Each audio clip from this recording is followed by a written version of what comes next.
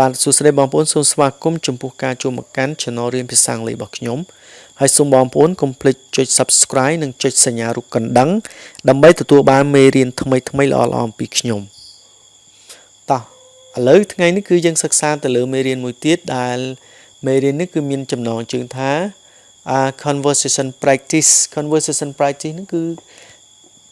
អនុវត្តការសន្ទនាគេចង់ឲ្យយើងនឹងរៀនអនុវត្តការសន្ទនាគ្នាណាយើងរៀនហាត់និយាយហាត់ឆ្លើយហាត់និយាយហាត់ឆ្លើយមកដើម្បីឲ្យឆាប់ចេះឬក៏យើងនិយាយថាសន្ទនាពីនេះពីនោះអញ្ចឹងណាខ្ញុំដាក់ថាសន្ទនាពីនេះពីនោះគឺមានន័យថាសន្ទនាសួរគ្នាចេះចោះអញ្ចឹងទៅអូខេតើឥឡូវសំណួរទី1ម្នាក់នេះគាត់សួរថា Can you give me a ride home Can you give me a ride home តើអ្នកអាចជូនខ្ញុំទៅផ្ទះបានទេអញ្ចឹងយើងប្រើប្រយោគហ្នឹងនៅពេលដែលយើងចង់ឲ្យគេជូនយើងទៅផ្ទះដូចជាជូនជាម៉ូតូជូនជាឡានជូនជាកង់អីចឹងណា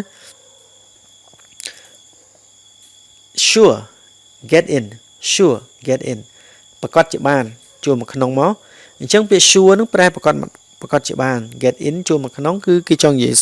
ថាម្នាក់ A ហ្នឹងគាត់កំពុងតែបើកឡានគាត់កំពុងជិះឡានណាអញ្ចឹង get in ហ្នឹងប្រែថាចូលមកក្នុងឡានមកចូលក្នុងឡានមកអូខេCan you give me a ride home តើអ្នកអាចជូនដំណើរខ្ញុំទៅផ្ទះបានទេ Sure ពិតជាបាន get in ចូលមកក្នុងឡានមកអូខេ Can you give me a ride to work Can you give me a ride to work តើអ្នកអាចជូនខ្ញុំទៅធ្វើការបានទេ Can you give me a ride to work តើអ្នកអាចជូនខ្ញុំទៅធ្វើការបានទេ Certainly I can ប្រកាសជាបានខ្ញុំអាចជូនបានអូខេអញ្ចឹងបងប្អូនកលេចមើលពាក្យនេះពាក្យ sure ពាក្យ certainly នឹងប្រែដូចតែគ្នាទេប្រែថាពិតជាបានប្រកាសជាបានអូខេអញ្ចឹង give someone a ride to work មានន័យថាជូនដំណើរនរណាម្នាក់ហ្នឹងទៅធ្វើការហើយបើ give someone a ride home ជូនដំណើរនរណាម្នាក់ទៅផ្ទះគាត់ឲ្យគេដូរកន្លែងហ្នឹងមិនណាកន្លែង home ទៅជា work ចឹងទៅណាបងប្អូន What are you going to do during winter break What are you going to do តើអ្នកនឹងធ្វើអ្វីអំឡុងពេលនៃការសម្រាកនារដូវរងាអញ្ចឹង What are you going to do ប្រែថាអ្នកនឹងធ្វើអ្វី during ប្រែថាអំឡុងពេល winter break នៃការសម្រាកនារដូវរងាអញ្ចឹងពាក្យ winter ហ្នឹងរដូវរងាហើយពាក្យ break ហ្នឹងគឺសម្រាក I will head home to spend time with my parents ខ្ញុំនឹងធ្វើដំណើរទៅផ្ទះដើម្បីចំណាយពេលវេលាជាមួយនឹងឪពុកម្ដាយរបស់ខ្ញុំអញ្ចឹងបងប្អូនកលេចមើលពាក្យនេះពាក្យ head ហ្នឹងគឺឆ្ពោះទៅ head home មានន័យថាឆ្ពោះទៅផ្ទះ I will head home មានន័យថាខ្ញុំនឹងធ្វើដំណើរឆ្ពោះទៅផ្ទះ to spend time ដើម្បីចំណាយពេលវេលា with my parents ជាមួយនឹងឪពុកម្ដាយរបស់ខ្ញុំតោះឥឡូវយើងជួយដល់សំណួរបន្ត Where is your home តើផ្ទះរបស់អ្នកនៅឯណានេះយើងចង់សួរពីផ្ទះរបស់គេណា Where is your home តើផ្ទះរបស់អ្នកនៅឯណា A គេថាម៉េច Long Beach California នៅ Long Beach រដ្ឋ California អូខេ Long Beach នៅ Long Beach California Are you going fishing in Long Beach Are you going fishing in Long Beach តើអ្នកនឹងស្ទូចត្រីទេនៅក្នុងទីក្រុង Long Beach Are you going fishing in Long Beach តើអ្នកនឹងស្ទូចត្រីទេនៅក្នុងទីក្រុង Long Beach A គេថាម៉េច I probably will once in a while I will probably will once in a while ខ្ញុំទំនងជានឹងទៅម្ដងនៅក្នុងខណៈពេលណាមួយអូខេអញ្ចឹងពាក្យ probably នឹងទំនងជា will once នឹងប្រែថានឹងទៅឲ្យបានម្ដង in a while នៅក្នុងខណៈពេលណាមួយ in a while What else can you do in Long Beach What else can you do in Long Beach តើអ្វីផ្សេងទៀតដែលអ្នកអាចធ្វើបាននៅក្នុងទីក្រុង Long Beach អញ្ចឹងពាក្យ else មានន័យថាផ្សេងទៀត What else តើអ្វីផ្សេងទៀត can you do ដែលអ្នកអាចធ្វើបាន in Long Beach នៅក្នុងទីក្រុង Long Beach I can go to the aquariums of the Pacific ខ្ញុំអាចទៅអាងត្រីនៃមហាសមុទ្រ Pacific អញ្ចឹងបងប្អូនកលេចមើលនេះពាក្យថា aquarium ហ្នឹងគឺកន្លែងដែលគេមានចិញ្ចឹមត្រីដូចជាអាងត្រី of the Pacific នៃសមុទ្រ Pacific ប៉ុន្តែនេះគឺជាឈ្មោះអាងត្រីគេទេបងប្អូនមិនបាច់ប្រើទេណាខ្ញុំនឹងទៅ the aquarium of the Pacific អញ្ចឹង aquarium of the Pacific ហ្នឹងគឺនៅកន្លែងហ្នឹងគឺគេមានដូចជាសួនសត្វសម្រាប់មើលត្រីនៅក្នុងបាតសមុទ្រណាគេដាក់ត្រីច្រើនណាស់នៅហ្នឹងអូខេបើបងប្អូនចង់មើល aquarium of Pacific ហ្នឹងវាយ Google ហើយចូលពាក្យនេះ aquarium of the Pacific ទៅបងប្អូនឃើញហើយ aquarium of the Pacific aquarium of Pacific អូខេ yes aquarium of Pacific បាទបើស្រីចាស់ទៅគឺ aquarium of Pacific where you can see ជាកន្លែងដែលអ្នកអាចមើលឃើញ more than នឹងប្រែថាច្រើនជាងហើយពាក្យថា you can see អ្នកអាចមើលឃើញ where នឹងកន្លែង where you can see កន្លែងដែលអ្នកអាចមើលឃើញ more than ច្រើនជាង 12,500 ocean creatures មានន័យថាសត្វនៃមហាសមុទ្រ 12,500 ប្រភេទអញ្ចឹងពាក្យ creatures គេសំដៅលើសត្វណាសត្វអូខេហើយពាក្យ ocean ហ្នឹងមហាសមុទ្រហើយពាក្យថា 12,500 ហ្នឹងគឺមានន័យថា 12,500 អូខេ 12,500 ocean creatures មានន័យថាសត្វមហាសមុទ្រហ្នឹងច្រើនជាង 12,500 នេះពាក្យ modern នេះប្រែថាច្រើនជាងជាកន្លែងដែលអ្នកអាចមើលឃើញសត្វនៃមហាសមុទ្រនឹងច្រើនជាង 12,500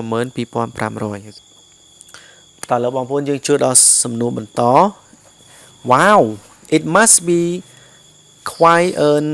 attraction in Long Beach Wow it must be quite an attraction in Long Beach Wow ហ្នឹងគឺយើងមិនបាច់ប្រែទេគឺគេនិយាយនៅពេលដែលគេភ្ញាក់ផ្អើលខ្លាំងណា It must be quite an it must beវាច្បាស់ជាមានការទាក់ទាញខ្លាំងនៅក្នុងទីក្រុង Long Beach អញ្ចឹងបងប្អូនកន្លែងមើលពាក្យនេះ must be នឹងប្រែថាច្បាស់ជា it must be ប្រែវាច្បាស់ជា quite ណា must be quite an attraction ហ្នឹងគឺការទាក់ទាញវាច្បាស់ជាការទាក់ទាញមួយខ្លាំង in Long Beach នៅក្នុងទីក្រុង Long Beach គេថា yes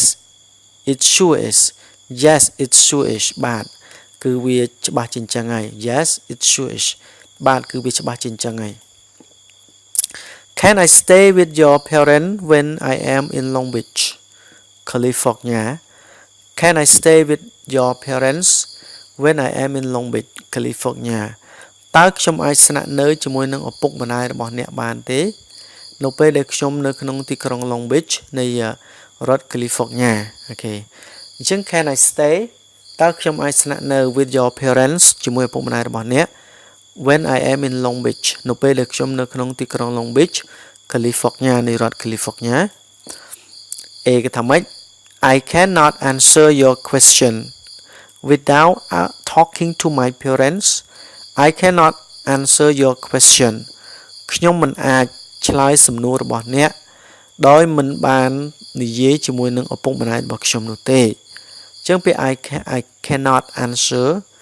ប្រែថាខ្ញុំមិនអាចឆ្លើយ your question សំណួររបស់អ្នក without នឹងប្រែដោយគ្មាន talking ដោយគ្មានការនិយាយឬក៏ការជជែក to my parents ជាមួយនឹងឪពុកម្ដាយរបស់ខ្ញុំនោះទេអញ្ចឹងមានន័យថាមិនហ៊ានតន់ឲ្យទេដោយសារតែមិនតន់បាននិយាយជាមួយម៉ែឪអញ្ចឹងណា Will they say no តើពួកគេនឹងនិយាយពាក្យថាទេឬ Will they say no តើពួកគេនឹងនិយាយថាពាក្យទេឬ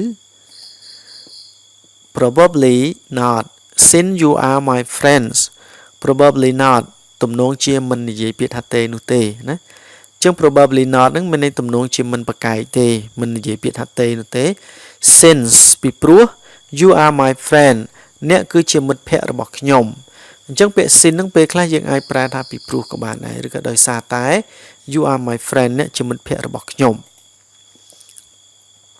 តែលើបងប្អូនយើងជួបដល់សន្ទនាទី2នៅក្នុងមេរៀននេះដដែល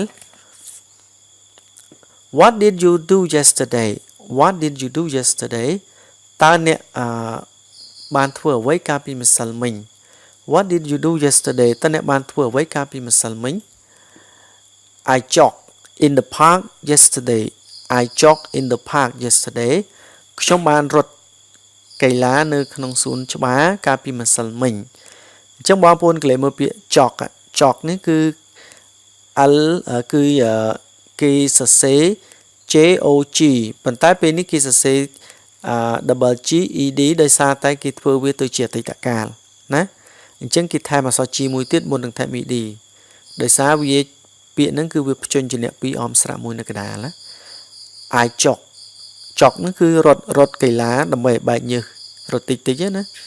អាយចកខ្ញុំបានរត់កីឡា in the park នៅក្នុងសួន park ក្នុងសួនណាឧស្សាហ៍អញ្ចឹងទៅ yesterday កាលម្សិលមិញ How is Karen doing lately តើ Karen សុខសប្បាយទេពេលថ្មីនេះតើ Karen សុខសប្បាយទេឥឡូវនេះអូខេអញ្ចឹងពាក្យ How is Karen doing ប្រែថាតើ Karen សុខសប្បាយទេបងប្អូនកុំច្រឡំថា What is Karen doing កន្លែងនេះមិនមែន What ទេគឺកន្លែងនេះ How បើកាលណាកន្លែងហ្នឹង What is Karen doing ប្រែតើ Karen នឹងសុខកំពុងធ្វើអ្វីហើយបើសិនជាគេសួរ How is Karen doing ប្រែថាតើ Karen សុខសប្បាយទេ lately អញ្ចឹងពាក្យ lately ហ្នឹងប្រែថាពេលថ្មីនេះឥឡូវនេះអញ្ចឹងណាតើពេលថ្មីនេះ Karen សុខសប្បាយទេឬក៏តើឥឡូវនេះ Karen សុខសប្បាយទេ She is sick lately She is sick lately ពេលថ្មីនេះគឺនាងឈឺអញ្ចឹង She is sick អញ្ចឹងពាក្យ sick ឈឺ She is sick lately ពេលថ្មីនេះគឺនាងឈឺ Did you clean your room Did you clean your room តើអ្នកបានសម្អាតបន្ទប់របស់អ្នកទេអញ្ចឹងពាក្យ clean នេះគឺសម្អាត Did you clean your room តើអ្នកបានសម្អាតបន្ទប់របស់អ្នកទេគេថាម៉េច I have cleaned my room I have cleaned my room ខ្ញុំបានសម្អាតបន្ទប់របស់ខ្ញុំ I have cleaned my room Did Karen look beautiful in her new dress Did Karen look beautiful តើ Karen មើលទៅស្រស់ស្អាតទេនៅក្នុងសម្លៀកបំពាក់ថ្មីរបស់នាង Did Karen look beautiful តើ Karen មើលទៅស្រស់ស្អាតទេអញ្ចឹងពាក្យ look beautiful នឹងមើលទៅស្រស់ស្អាត in her new dress នៅក្នុងសម្លៀកបំពាក់ថ្មីរបស់នាងជា new dress សម្លៀកបំពាក់ថ្មី She looked very lovely in that new dress She looked very lovely នាងមើលទៅគឺគួរស្រឡាញ់ណាស់ She look នឹងមើលទៅ She looked very lovely នាងមើលទៅគួរឲ្យស្រឡាញ់ណាស់ in that new dress នៅក្នុងសម្លៀកបំពាក់ថ្មីនោះ How can you form the present participle of verbs តើអ្នកអាចបង្កើតទម្រង់present participle នៃកិរិយាសព្ទបានដែរឬទេអញ្ចឹង present participle គឺគេសំដៅលើកិរិយាសព្ទទម្រង់ដើមរបស់វាហ្នឹងគឺយើងថែម ing ឲ្យវាថែម ing វានឹងគេហៅថា present participle អូខេហើយពាក្យ form បង្កើតទម្រង់ជា verb How can you form the present participle of verb តើអ្នកអាចបង្កើតទម្រង់ present participle យើងមិនប្រែទេណា present participle មិនអាចប្រែបានទេនៃកិរិយាសព្ទដូចម្ដេច Generally by adding ing to the base form Generally ប្រែថាជាទូទៅដោយការបន្ថែម by adding ប្រែថាដោយការបន្ថែម ing to the base form ទៅលើទម្រង់ដើមទៅលើទម្រង់ដើមរបស់វាអូខេ like talking from talk ដូចជាពាក្យថា talking មកអំពីពាក្យ talk អូខេឬដូចជា talking មកអំពីពាក្យ talk ឬ yes បាទត្រឹមត្រូវហើយ What is she doing over there What is she doing over there តើនាងកំពុងធ្វើអ្វីនៅទីនោះ She is teaching our kids how to paint She is teaching our kids how to paint នាងកំពុងតែបង្រៀនកូនរបស់យើងអំពីរបៀបនៃការគូររូប She is teaching នាងកំពុងតែបង្រៀន our kids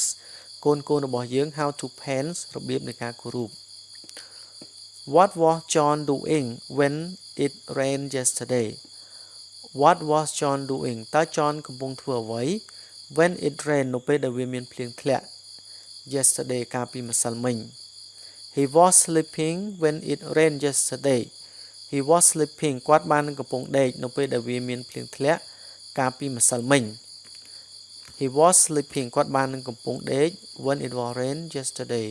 when it rained yesterday នៅពេលដែលវាភ្លៀងកាលពីម្សិលមិញ How can you form the past participle of verbs តើអ្នកអាចបង្កើតទម្រង់នៃ past participle នៃកិរិយាសព្ទដូចម្ដេចអញ្ចឹងទម្រង់ past participle របស់កិរិយាសព្ទគឺយើងបន្ថែម ed ឲ្យវាណានេះ generally ជាទូទៅ by adding ដោយការបន្ថែម ed to the base form ដោយការបន្ថែម ed ទៅកិរិយាទៅទម្រង់នៃកិរិយាសព្ទដើមរបស់វា base form ទម្រង់នៃកិរិយាទម្រង់ដើមអូខេ like ដូចជា talk from talk ដូចជា talk មកអំពីកិរិយាសព្ទ talk អញ្ចឹងយើងបន្ថែម ed បើយើងបន្ថែម ing គឺគេហៅថា present participle ហើយបើយើងបន្ថែម ed គឺគេហៅថា past participle អូខេ or yell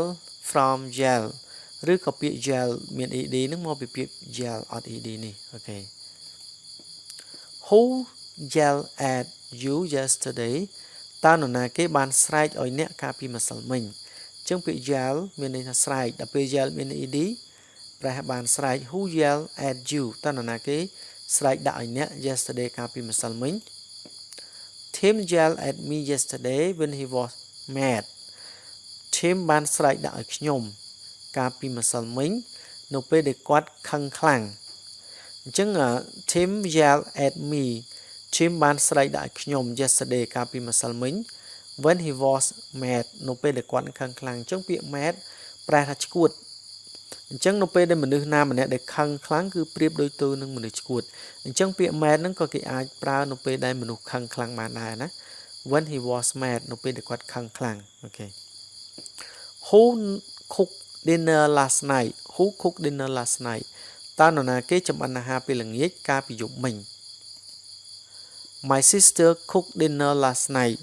My sister បងប្អូនស្រីរបស់ខ្ញុំ cooked dinner ចម្អិនអាហារល្ងាច last night កាលពីយប់មិញអូខេអញ្ចឹងបងប្អូនមេរៀនរបស់យើងប៉ុណ្ណឹងដល់ទីបញ្ចប់សូមអរគុណសម្រាប់ការតាមដានទស្សនាហើយសូមកុំភ្លេចជួយចុច Subscribe និងចុចសញ្ញាកណ្ដឹងដើម្បីទទួលបានមេរៀនថ្មីៗល្អៗពីខ្ញុំជូនពរលោកអ្នកមានសុខភាពល្អបាយបាយ